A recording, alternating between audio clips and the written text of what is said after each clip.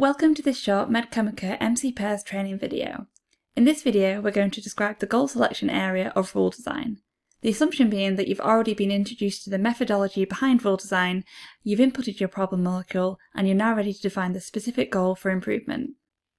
So here we are on the RuleDesign page, where we have already inputted our problem molecule into the left-hand side.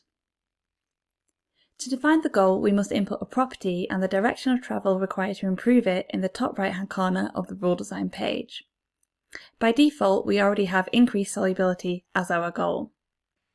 The drop-down menu at the top is used to define the desired direction of travel for your property. This usually means setting increase or decrease depending on your property. The more advanced options here are explained in another video.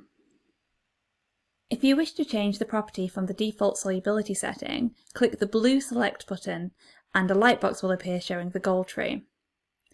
The goal tree organises the available rule data into 3 levels. At the most granular level, we have the rules associated with individual assay data. We call these endpoints. And these are grouped into broad goals, which are in turn grouped into class goals. For example, here we have 3 specific solubility assays grouped into the broad goal of solubility, which can be found in the class goal of physical properties. Or for example, if we look in the DMPK class goal, we can find things like absorption, metabolism, and transporter activity.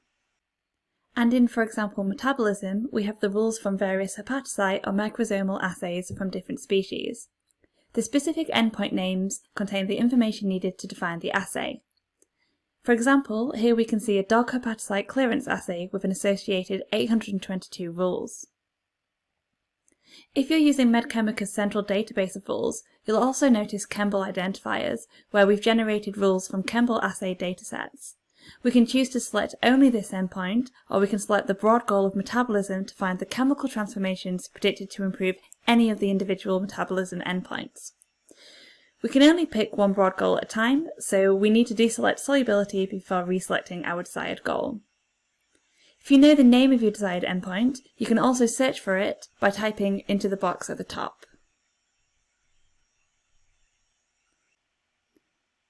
When you're happy with your selection, click Apply. In the training deck of slides provided by MedChem, you should have this crib sheet of the most commonly used combinations of goals and directions for MedChem projects. You can see that people usually want to increase things like A to B absorption, decrease efflux ratio, and decrease hERG binding, and so on. So if you're unsure about the goals you should be setting, please refer here. Finally, you can alter the specificity of the rules applied by selecting here, and altering the slider to define the environment size captured in the transformations.